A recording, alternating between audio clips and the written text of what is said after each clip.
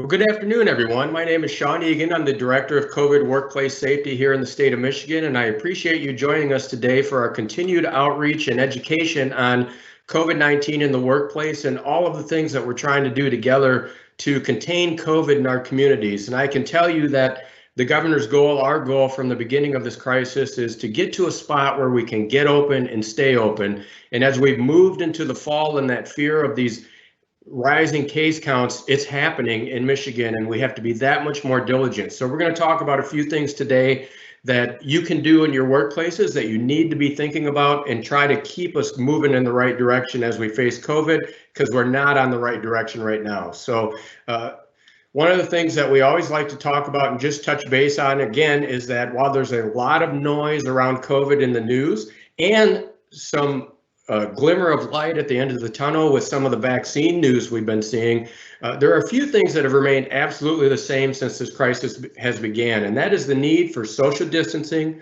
wearing face coverings when we can't do that, and practicing good hygiene. Because this virus is still largely believed to spread through large respiratory droplets and aerosols we create when we talk, sing, sneeze, you name it.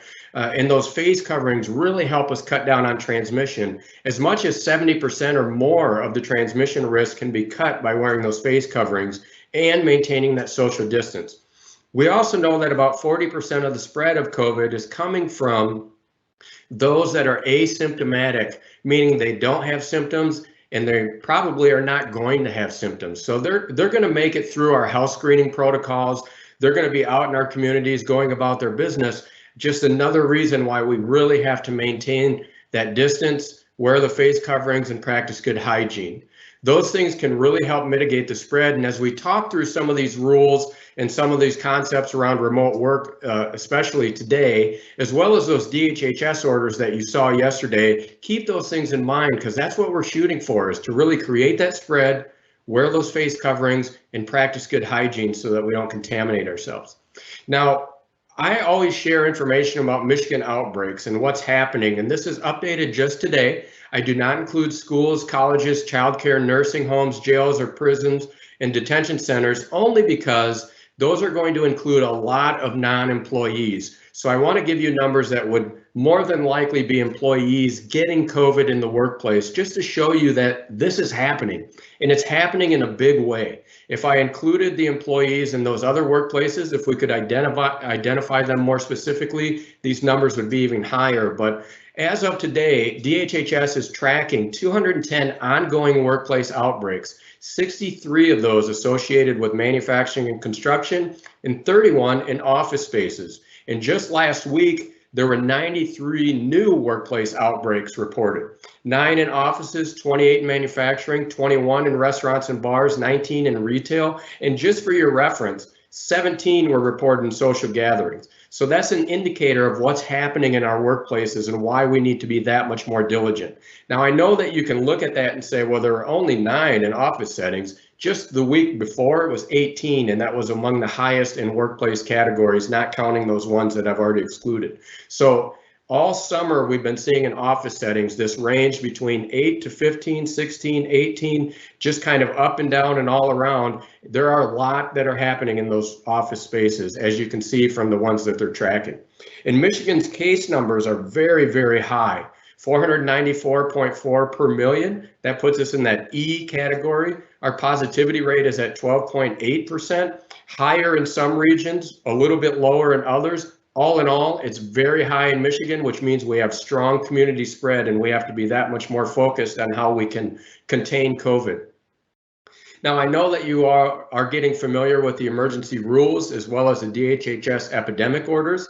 There are some differences and some overlap. For workplaces, for employers and workers, recognize that MIOSHA has broad authority over the workplace. Those rules that were released on October 14th, we expect to remain relatively static over the next several months. So you should get very familiar with those. We have great guidelines. I'm going to share where you can find those in just a second. And then the DHHS orders are going to move more, as you just saw yesterday. So you're going to want to layer in your type of workplace and what types of restrictions or guidelines DHHS is going to provide as well.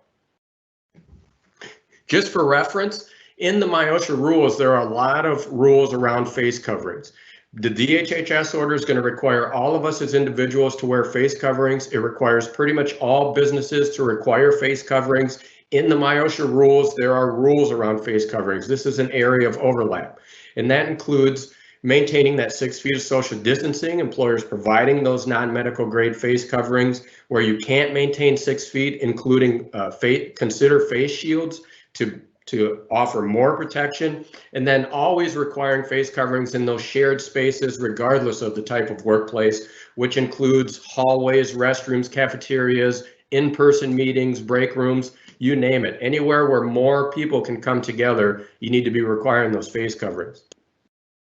There are additional industry-specific requirements in the MIOSHA rules as well for face coverings, and you can find those in the rules pretty easily or the guidelines on our website, but those are pretty much the same as they have been all through the summer. Just be aware of those and make sure that you can find those.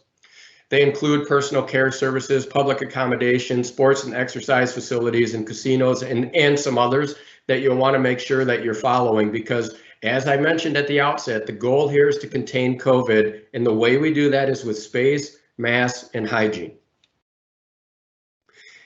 You heard last week that MIOSHA has launched a new state emphasis program. You're going to hear a couple more of these on different industries later in the week, I believe. But this is a proactive enforcement strategy from MIOSHA to make sure that we're getting strong compliance with the emergency rules. And the way that they do this is that they'll randomly select for inspection different types of workplaces. In this case, it's going to be focused on offices. Now, keep in mind that offices can be like your accounting firm, where that is typically just office folks, or it can be those manufacturing centers where you have production in the back, office in the front. In any of these inspections, whether it's by complaint or otherwise, employers have to have, under the emergency rules, you have to have a preparedness and response plan.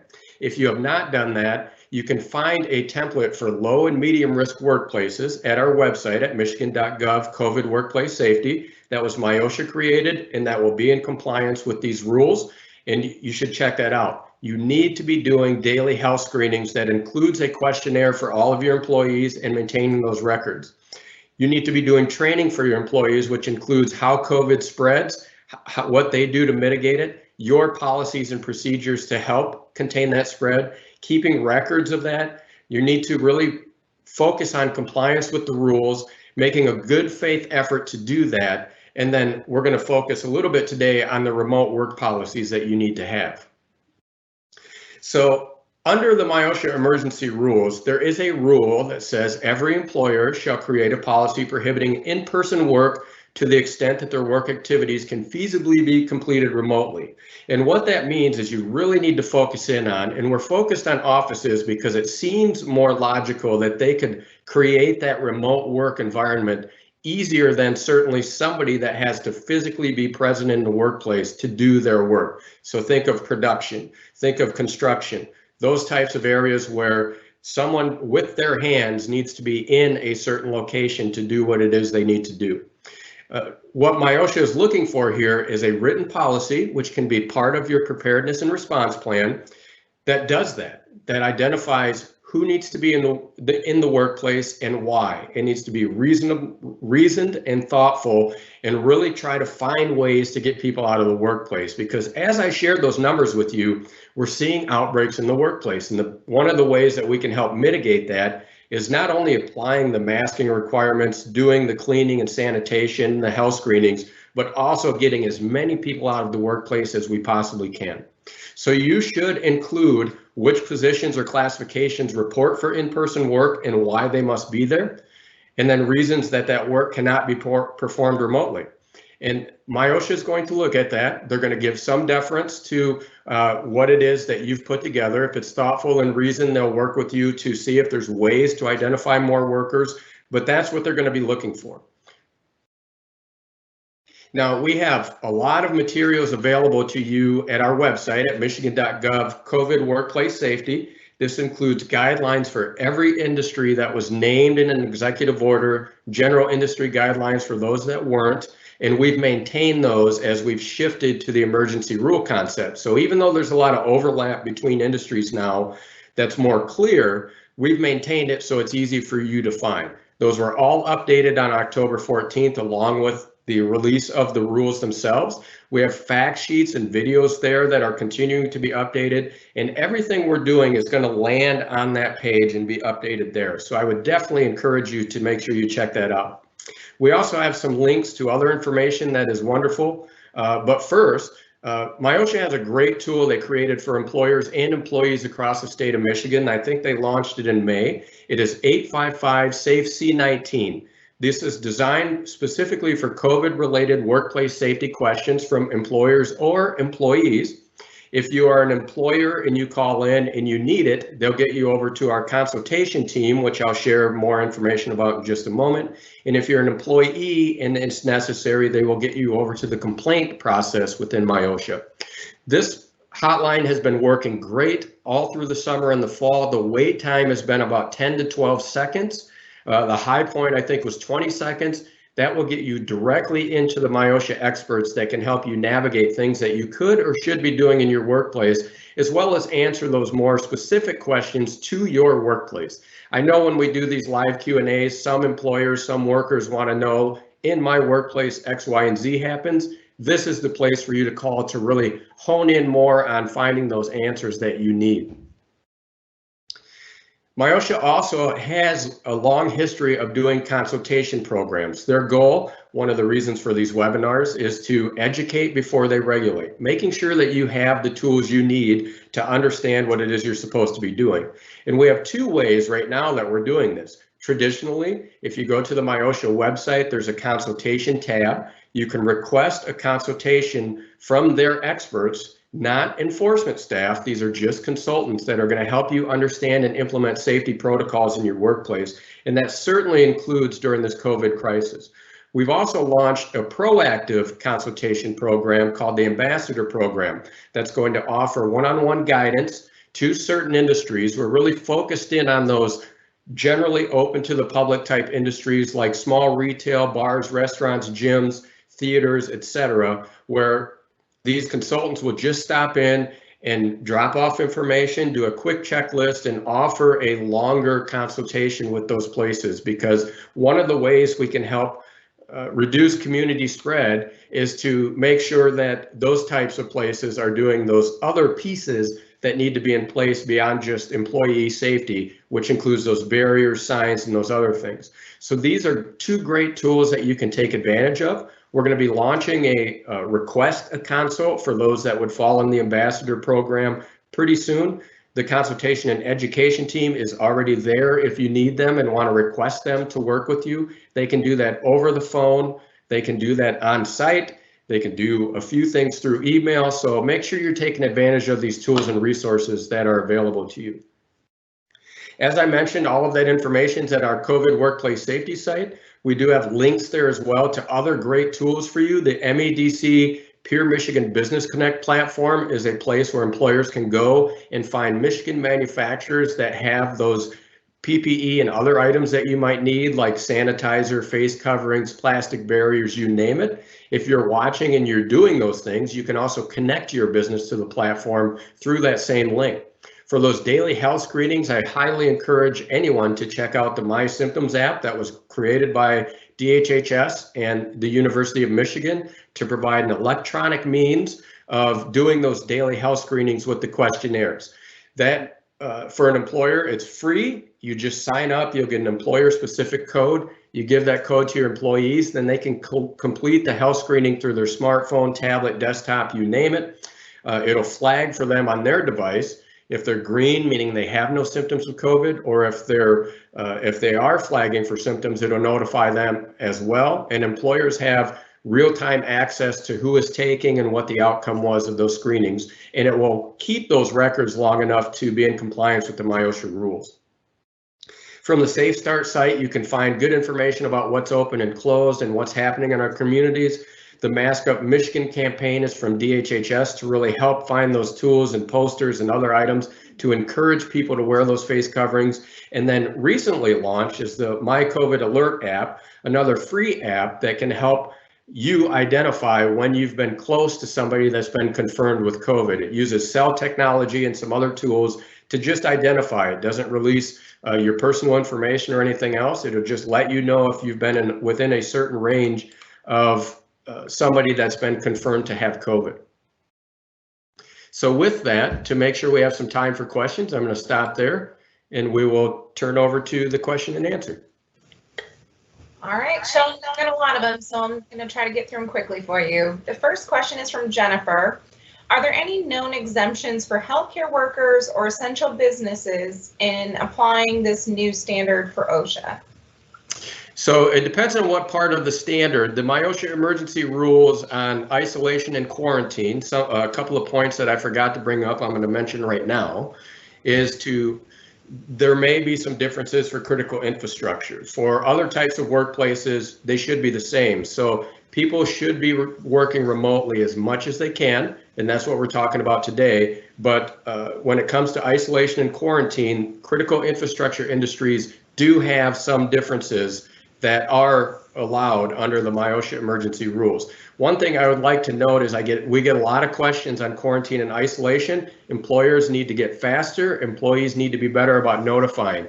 You should know that a test does not get you out of quarantine. So quarantine happens when you have close contact with somebody that is known or suspected of having COVID, and that is within 6 feet for 15 minutes or more. Now, I mentioned that those face coverings are only about 70% effective. So that's not 100. So when you're within that range, it is possible that you could have been exposed to COVID, because that's the other part of the question we normally get. We were both wearing masks. So if that happens to you, you need to quarantine for 14 days, and a negative test during that period does not get you out of that quarantine period. So one of the questions I'll get is, I was exposed to so-and-so on Saturday, I took a test on Monday, am I fine? And the answer is no, because symptoms can develop at any time during that 14-day period, why it's so critical. Now, if you have symptoms and you are tested and confirmed, there's a different timeline. It's 10 days and then a couple of, depending on your symptoms, what happens there. All right, and our next question is from Sue. Is it okay for one person to come into the office to work as long as they are the only person in the building and the business is not open to the public?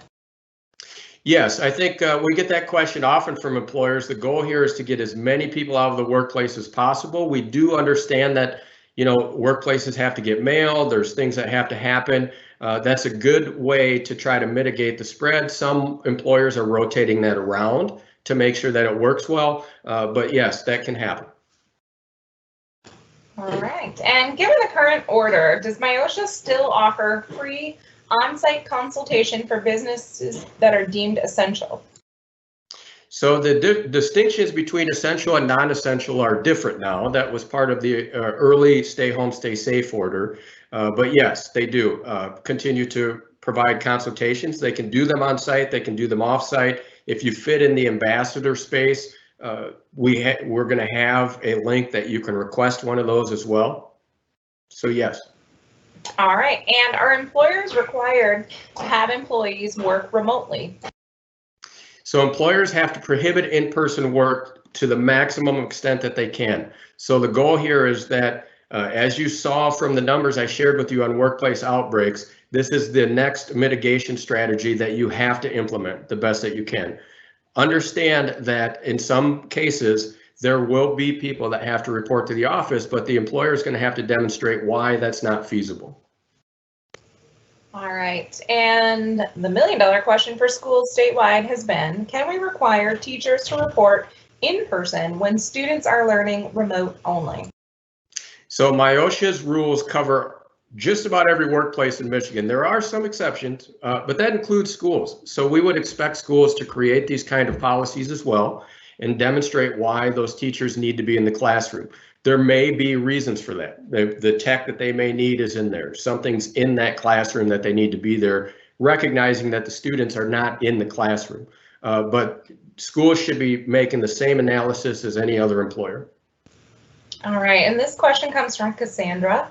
Has the capacity limits for construction sites changed with the new order that will be effective Wednesday? The new order does not touch on manufacturing and construction sites, and it does not limit capacity on those sites. All right. And if staff prefer to work from the office for mental health and isolation reasons, is it okay, assuming that if there are multiple staff, that we try to stagger scheduling if possible? So I would suggest for that employer that at least over these next few weeks, the answer would be no. That if it's feasible for them to work remotely, as an employer, you have an obligation to make that happen. An employee choice that they want to come in, I understand it because I would prefer that myself, is not going to get over that hurdle. All right, and this question is from Bernie.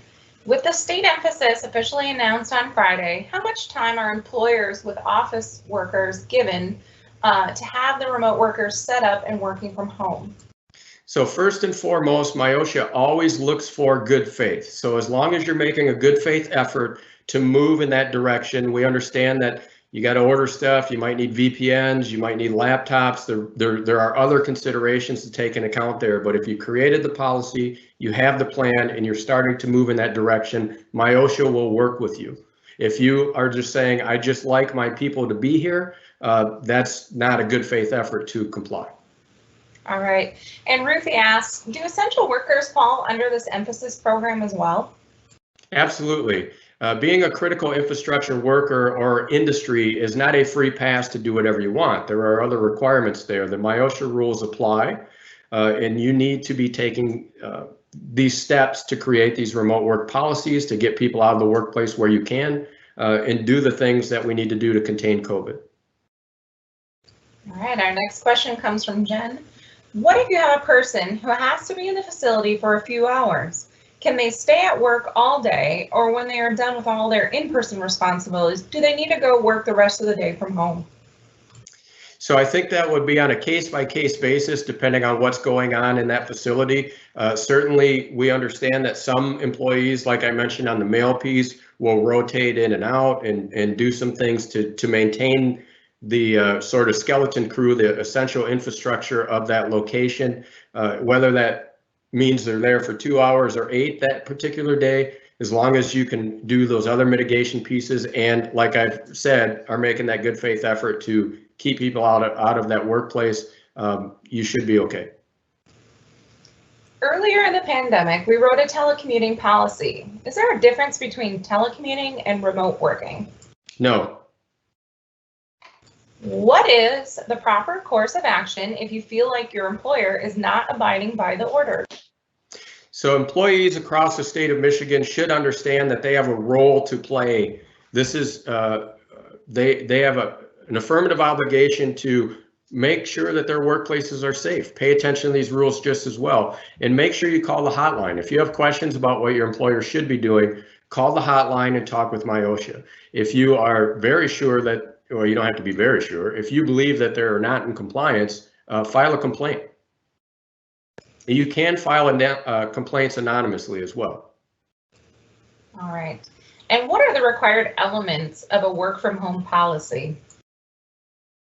So as I shared on that slide, as we talk about our Q&A questions, the general gist is that employers must include in the determination which positions or classifications report for in-person work and why they must be physically present in the workplace.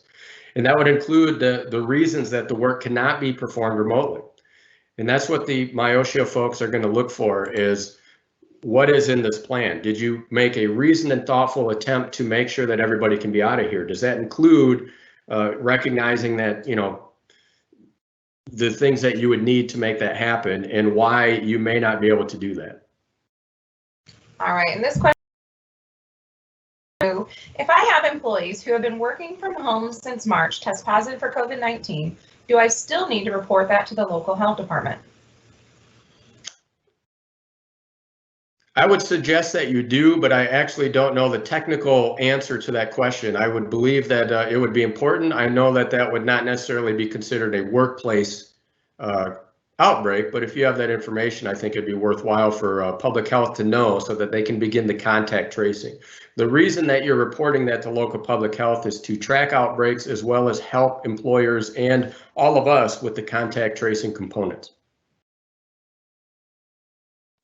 All right. And if someone can work 100% from home, are we required as an employer to have them do so? Or is it a should have them? Must. If they can do it from home and you can operate that way, they should be doing it from home. Not should. They must be doing it from home. That should be in your return to work or your remote work policy. All right. And this question is from Christine. She's asking you to go over essential infrastructure definition and talk about if that still applies. So I think what Christine's referring to is that there is what essential was terms that we used early in the Stay Home, Stay Safe. There is a document called the Critical Infrastructure Workers, and it's created by CISA and it's referenced in CDC.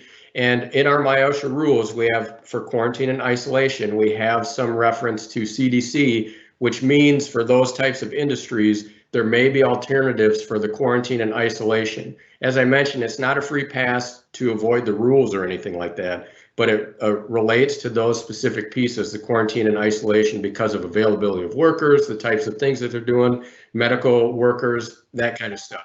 So the best way to get there is, I believe we have a link to it through our question and answers on our website. I mentioned COVID Workplace Safety, so you can understand those critical infrastructure industries. It's largely utilities, food production, those types of things. There are many listed in there, but definitely a lot to look through. All right. And can you please explain what fixed seating means? If a business sets up tables and chairs and requires people to be seated, is that fixed seating? So in the order from DHHS, it references on the second part that some of those fixed seating components don't apply where you're complying with the workplace rules. So if you're thinking cubicles, no, that's not going to be a fixed seating situation. You're going to need to be in compliance with the MIOSHA emergency rules. If you're thinking that you're going to conduct some training or something, you need to be aware that, you should be avoiding those while our community numbers are so high, and being in compliance with the emergency rules. All right, and if employees are spread out and in their own offices, can they report into the office? Employers sound like a broken record, I'm sure, but you have to make a good faith effort to comply, and that includes creating that policy. So if those workers have offices, but they are capable of working remotely, they should be working remotely. Now, keep in mind that you have to get into the building. You're going to be in hallways and restrooms. There are break rooms. People are still going to be interacting. So as I mentioned, 40% of those folks are going to get through, they're going to be asymptomatic, so they're going to get through our health screenings, meaning they can spread COVID in your workplace. So do you want those folks remote, or do you want to end up with other employees potentially getting sick? I think we would all say we want to help, right? And I believe that, and I don't think the question is designed for anything different. I don't want and intend to mean that. But I think that the thing that we have to do when we're looking at 12, 13% positivity rates, community spread numbers that are off the charts, almost in a vertical line, like the governor said, we have to separate people. And the way that we can do that in our workplaces is keeping those that don't need to be in there out of the workplace. All right, and this will be our last question. With the epidemic order from yesterday, are we allowed to have any in-person meetings or training events at workplace, given that we follow social distancing and mask use? Social gatherings, no. In-person meetings, everybody has to wear masks, you have to be separated, you have to do those kinds of things. I think that we're working with DHHS to get some clarity on a couple of the other components, so I think we'll have a better answer for that question. But I would say when we're looking at this community spread, that 40% asymptomatic, move it down the road. There is that little beacon of light at the end of the tunnel. Let's just stay diligent and keep pushing forward together. All right, and we're out of time, so go ahead and close us out, Sean. I appreciate you all taking the time. I know this is hard, like we're fighting through it together. There's, some stays the same, some changes a little bit.